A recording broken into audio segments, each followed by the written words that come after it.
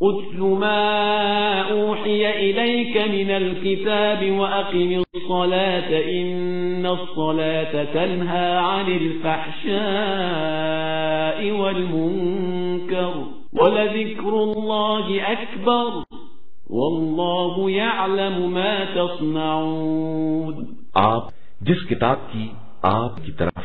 وحی کی گئی ہے اسے پڑھ کر سنائیں اور نماز قائم کریں کہ نماز ہر برائی اور بدکاری سے روکنے والی ہے اور اللہ کا ذکر بہت بڑی شے ہے اور اللہ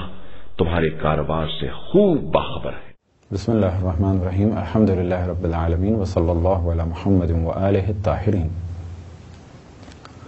موضوع گفتگو نماز آیات. اس سے پہلے کہ نماز آیات کے مسائل بیان ہوں، احکام بیان ہوں، پہلے مرحلے میں گفتگو ہو خود اس کے نام کے بارے میں کہ اس نماز کو نماز آیات کیوں کہا جاتا ہے. آیات جمع ہے آیت کی اور آیت کے معنی ہے نشانی کے. تو یہاں پر مراد ہے اللہ سبحانہ و تعالیٰ کی قدرت کی نشانیوں پر جو نماز واجب ہو جائے، اور قدرت کی نشانیوں میں سے ایک نشانی ہے سورج گرہن، چاند گرہن، زلزلہ اور سرخ اور سیاہ آندھیاں اور زمین کا دھس جانا. تو یہ جتنی چیزیں ہیں انہیں کہا جاتا ہے کہ اللہ سبحانہ و تعالیٰ کی قدرت کی نشانیاں ہیں. ان میں سے کچھ پر نماز آیات واجب ہو جاتی ہے. بس کہا جائے گا کہ زلزلہ اور سورج گرہن اور چاند گرہن اللہ سبحانہ و تعالیٰ کی قدرت کی ایک علامت ہے، اور اس علامت کے ظاہر ہونے پر، اس نشانی کے ظاہر ہونے پر نماز آیات واجب ہو جائے گی. یعنی زلزلہ اللہ سبحانہ و تعالیٰ کی آیات میں سے ایک آیت ہے، اور اس آیت کے ظاہر ہونے پر نماز آیات میں سے ایک نماز، یعنی چاہے وہ سورج گرہن کے بعد ہو سورج گرہن کی نماز واجب ہو جائے گی، چاند گرہن کے بعد چاند گرہن کی نیت سے ایک نماز واجب ہو جائے گی. تو یہ تو ہے مراد نماز آیات سے. نماز آیات واجب ہوتی ہے 4 چیزوں کی وجہ سے، اور 5ویں چیز کا بھی ذکر کیا جاتا ہے عام طور پہ احتیاط واجب کی نیت سے کہ 5ویں چیز بھی اگر ظاہر ہو تو نماز آیات پڑھی جائے. لیکن بعض مراجع خصوصاً اس دور میں آغا سستانی فرماتے ہیں کہ 3 چیزوں پر نماز آیات واجب ہوتی ہے اور باقی 2 چیزوں پر مستحب ہے کہ نماز آیات کو پڑھا جائے. پہلی چیز کہ جس پہ نماز آیات واجب ہوتی ہے وہ ہے چاند گرہن، یعنی خسوف. نمبر 2 سورج گرہن یعنی خسوف یعنی کسوف، اور زلزلہ. یہ تو ہو گئی 3 چیزیں. چوتھی چیز ہے سرخ اور سیاہ آندھیاں، اور اسی طریقے سے شدید قسم کے جو باد گرد یعنی بھنور چلتے ہیں اور شدید طوفانی ہوائیں ہوں، اور رعد و برق یعنی ایسی رعد و برق کہ جس کے بعد عام طور پر لوگ ڈر جائیں. تو 3 چیزیں تو ایسی ہیں کہ زلزلہ کم ہو یا زیادہ ہو، چاند گرہن کم ہو یا زیادہ ہو، اور سورج گرہن کم ہو یا زیادہ ہو، نماز آیات واجب ہو جائے گی. رہ گیا مسئلہ اس کا کہ رعد و برق یعنی بجلی کا چمکنا اور گڑگڑاہٹ. اب اگر بہت زیادہ شور ہو آسمانی اور بہت زیادہ بجلی چمکے، اسی طریقے سے آندھی بھی اگر بہت شدید آندھی ہو، سرخ آندھی ہو، سیاہ آندھی ہو، تو ایسی صورت میں شرط لگائی جاتی ہے اگر عموماً لوگ ڈریں تو نماز آیات واجب ہو جائے گی. لیکن معمول کے مطابق جو بجلی چمکتی ہے، رعد و برق ہوتی ہے، معمول کے مطابق جو آندھیاں آتی ہیں اس پر نماز آیات واجب نہیں ہوتی. 5ویں چیز کہ جس پر نماز آیات بنا بر احتیاط واجب ہو جاتی ہے وہ ہے زمین کا دھس جانا، یا دریا کا خشک ہو جانا، یا پہاڑوں کا گر جانا. اور یہاں بھی شرط یہ ہے کہ اگر ان چیزوں سے عموماً ایک خوف سا پھیلے اور لوگ ڈر سے جائیں تو ایسی صورت میں نماز آیات واجب ہو جائے گی. اب اس جانب توجہ رہے کہ ان میں سے جو چیز جتنی دفعہ ہوگی نماز آیات واجب ہو جائے گی. مثال کے طور پر سورج گرہن بھی ہوا اور بعد میں چاند گرہن ہوا تو ایک ہم پر نماز سورج گرہن کی واجب ہے اور ایک چاند گرہن کی واجب ہے۔ اب اگر ہم نے سورج گرہن کی نماز نہیں پڑھی تو ہمیں سورج گرہن کی نماز پڑھنی ہے، چاند گرہن کی نماز نہیں پڑھی تو ہمیں چاند گرہن کی نماز بھی قضا کی نیت سے پڑھنی ہے۔ اسی طریقے سے اگر 3 دفعہ سورج گرہن ہوا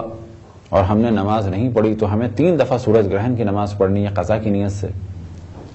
اور اگر 3 دفعہ چاند گرہن ہوا اور ہم نے چاند گرہن کی نماز نہیں پڑھی تو ہمیں 3 دفعہ چاند گرہن کی نماز پڑھنی ہے۔ البتہ مراد یہ نہیں ہے کہ ایک ہی دن میں 3 دفعہ سورج گرہن ہوگا، فرض کریں کہ ایک سال میں 2 سال میں 3 دفعہ ہوا اور ہم نے نمازیں نہیں پڑھی تو ہمیں 3 نمازیں قضا کی نیت سے پڑھنی ہے سورج گرہن کی۔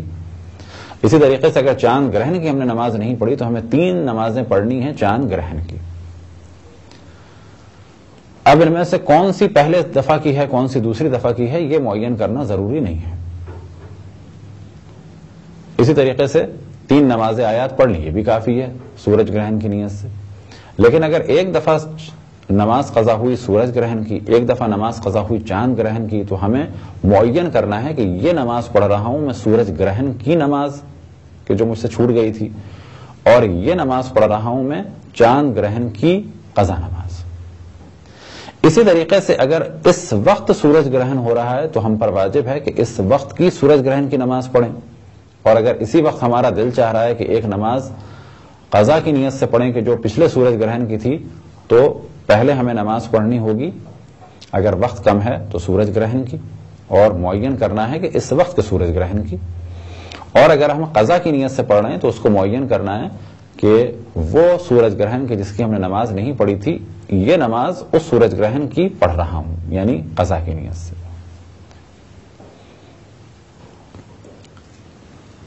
سورج گرہن کے اور چاند گرہن کی ایک اہم خصوصیت ہے کہ جو باقی نمازوں میں نہیں، وہ یہ کہ سورج گرہن شروع ہوتا ہے اور ایک حد تک بڑھتا ہے اور اس کے بعد ختم ہونا شروع ہوتا ہے۔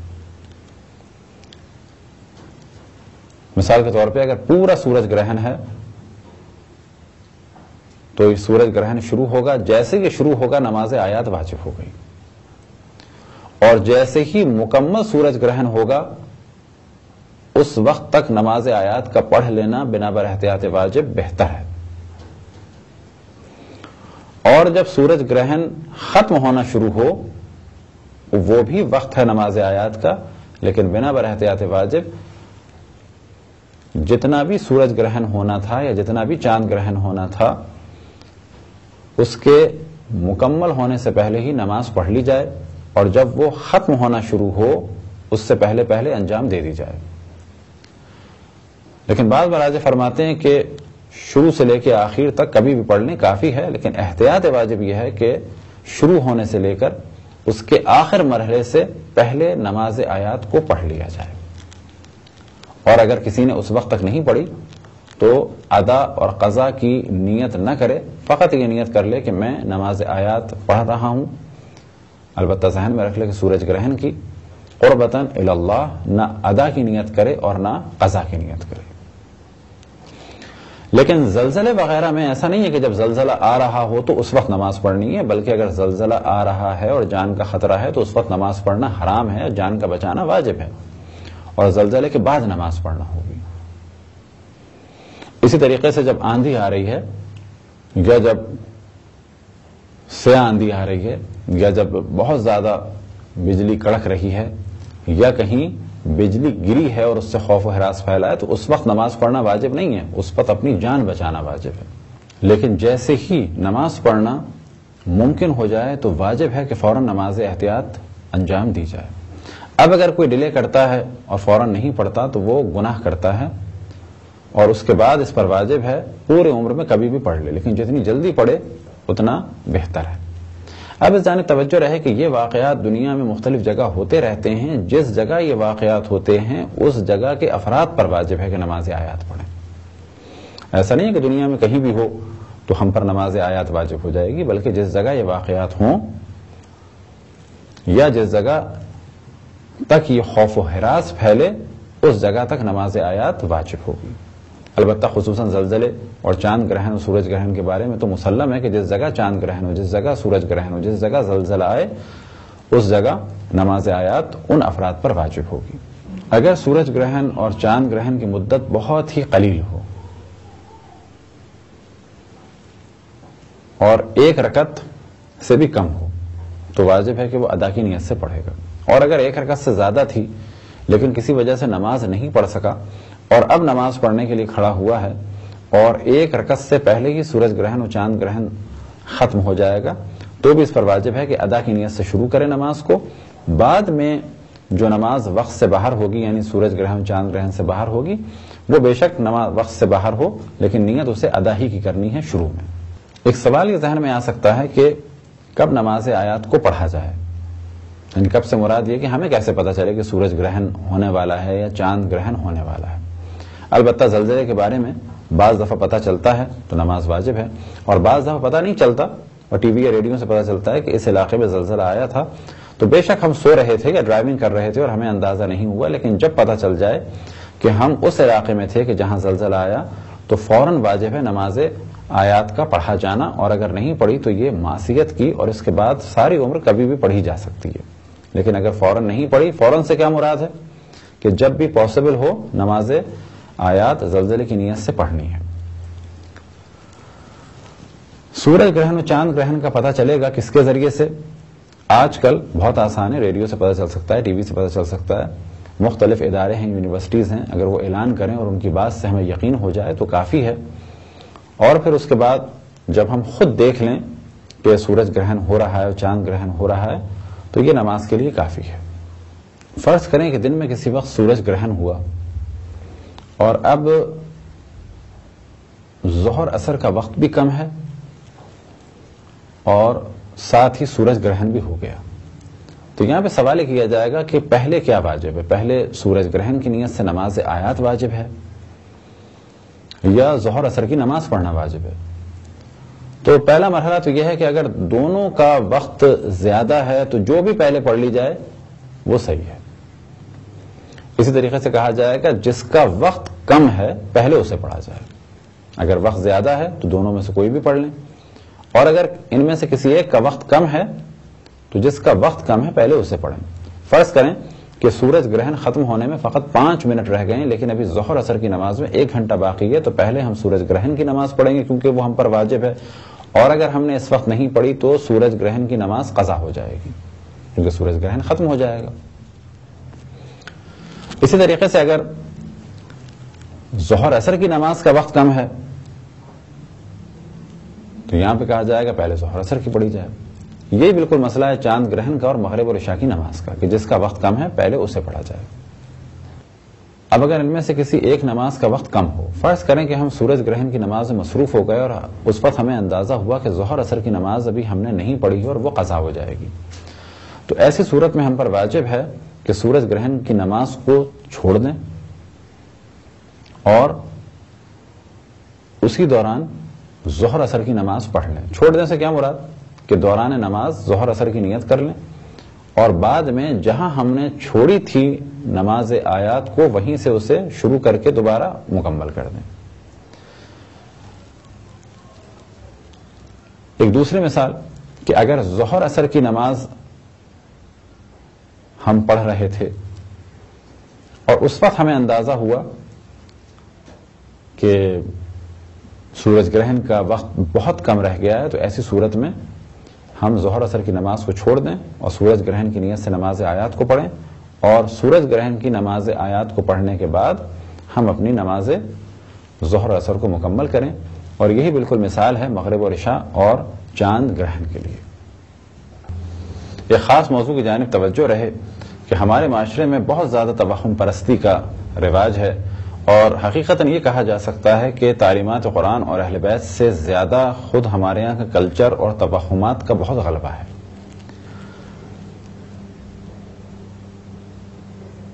مثال کے طور پہ یہ کہا جاتا ہے کہ چاند گرہن اور سورج گرہن کے وقت حاملہ خواتین کام نہ کریں, تو یہ نظریہ بالکل تعلیمات اسلامی کے خلاف ہے. اگر کوئی احتیاطاً کوئی چیز نہ کاٹنا چاہے یا کوئی خاص کام نہ کرنا چاہے تو یہ اس کا اختیار ہے کہ وہ کرے یا نہ کرے, لیکن یہ تصور کہ ایسا کوئی موضوع اہل بیت علیہ السلام سے نقل ہوا ہے یا قرآن مجید میں اس کا ذکر ہے کہ خواتین جو حاملہ ہیں وہ کچھ کاٹیں نہیں یا کوئی کام نہ کریں، تو یہ بالکل غلط نظریہ ہے. خواتین کاٹ بھی سکتی ہیں، کچھ کام بھی کر سکتی ہیں، کچھ کھا بھی سکتی ہیں، لیکن یہ تصور کہ خواتین سورج گرہن اور چاند گرہن اول سے لے کے آخر تک لیٹ جائیں کسی جگہ پر، تو یہ بالکل تعلیمات اسلام کے خلاف ہے، کیونکہ ان پر ایک چیز اس دوران واجب ہے اور وہ ہے نماز آیات کا بجا لانا. اب اس نماز آیات کے لیے ممکن ہے کہ انہیں غسل کرنا پڑے، ممکن ہے انہیں وضو کرنا پڑے، تو جو بھی کام ہیں نماز آیات کے واجبات میں سے یا اس کی شرائط میں سے یا اس کے مقدمات میں سے، ان سب کو انجام دینا ہوگا اور اس کے بعد 2 رکعت نماز آیت پڑھنی ہوگی، چاہے سورج گرہن ہو اور چاہے چاند گرہن. پھر اس ذہن توجہ دلائیں کہ اگر کوئی اس دوران آرام کرنا چاہے، لیٹ جائے، بے شک کسی چیز کو نہ کاٹے، کسی چیز کو نہ کھائے اور وہ بہت سارے کام نہ انجام دینا چاہے، تو یہ اس کا اختیار ہے، لیکن نماز اسے بالآخر پڑھنی ہے. اور اس قسم کے نظریات کو پاک اور پاکیزہ مذہب حقہ اہل بیت علیہ السلام سے نسبت نہ دی جائے، بلکہ یہ کہا جائے کہ اس قسم کی بعض چیزیں مشہور ہیں انڈیا اور پاکستان میں. بس پھر اس جانب توجہ دلائیں کہ اس قسم کی رسوم یا اس قسم کی خرافات یا اس قسم کے توہمات کو اہل بیت علیہ السلام کے پاک اور پاکیزہ مذہب کی جانب منسوب نہ کیا جائے. خداوند تبارک و تعالیٰ سے دعا ہے کہ ہم سب کو تعلیمات قرآن اور اہل بیت علیہ السلام سے آشنا ہونے اور توہمات اور خرافات اور توہم پرستی سے محفوظ فرمائے. وصلی اللہ علی محمد وآلہ الطاہرین.